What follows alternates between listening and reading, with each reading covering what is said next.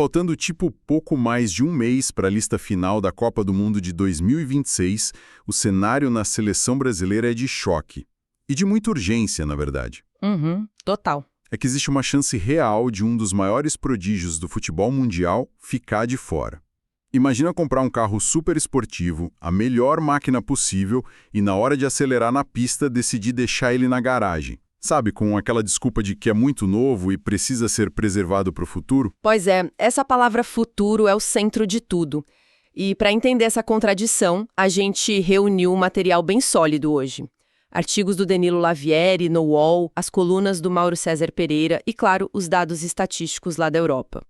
O objetivo desse nosso mergulho profundo é analisar exatamente essa possível ausência do Endrick na convocação do Carlo Ancelotti. E como o Endrick está respondendo a esse em campo, né? Porque o gatilho da discussão foi justamente essa fala do Ancelotti sobre futuro. Mas isso soa muito abstrato. Qual é o peso real disso, lendo as entrelinhas das fontes que a gente tem? Bom, a leitura tática que a imprensa faz é que o italiano sinalizou que o Endrick não está no planejamento imediato. O Lavieri apontou que o técnico prefere focar naqueles nomes já consolidados. Já o Mauro César rebate isso. Ele diz que o jogador já é uma realidade competitiva hoje, certo? Exatamente, que ele não é só uma promessa. Mas o que explica esse dilema é a própria mecânica da Copa do Mundo. É um torneio de tiro muito curto, sabe? Treinadores com o perfil do Ancelotti costumam priorizar sistemas de controle de jogo muito rígidos, onde a experiência dita a resiliência emocional. Isso, e muitas vezes eles escolhem essa estabilidade tática em detrimento daquele caos criativo que um jovem talento traz para o jogo. Mas espera aí, classificar um talento desse nível técnico apenas como o futuro, não é só um eufemismo educado, para justificar um conservadorismo exagerado da comissão técnica. Se o jogador tem poder de decisão, abrir mão dele parece um risco enorme. Olha, faz sentido pensar assim. A questão central para eles é o cálculo tático de risco e recompensa. Um jovem tem aquela explosão física para quebrar uma defesa fechada, o que é valioso demais. Com certeza. Só que os técnicos veteranos temem muito que a falta de bagagem defensiva deixe o time exposto, principalmente nas transições do adversário.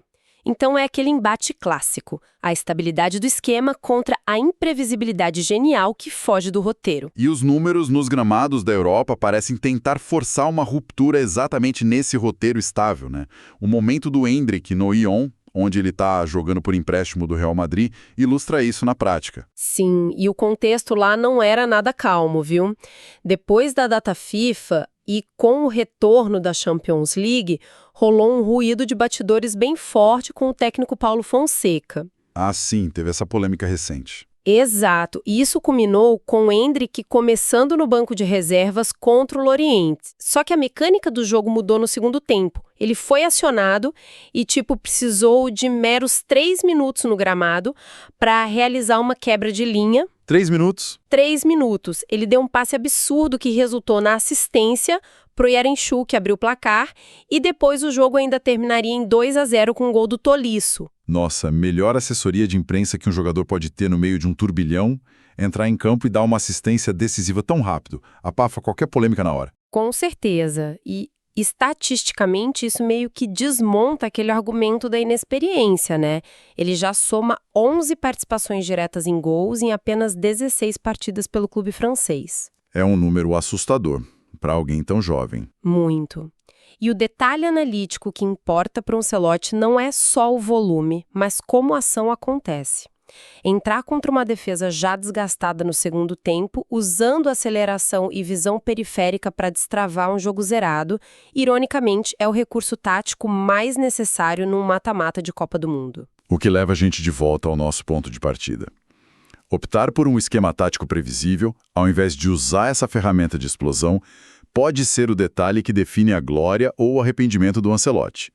Mas isso levanta uma reflexão ainda mais profunda que não vi no debate da imprensa. Qual seria? Será que o próprio conceito de tempo de maturação não ficou obsoleto no futebol moderno?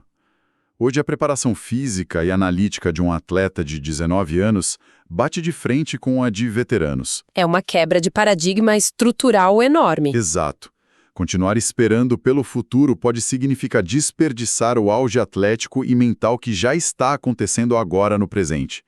O futebol contemporâneo talvez não permita mais o luxo de guardar talentos na garagem. Concordo plenamente. É um risco alto demais ignorar o que ele está entregando hoje. Pois é.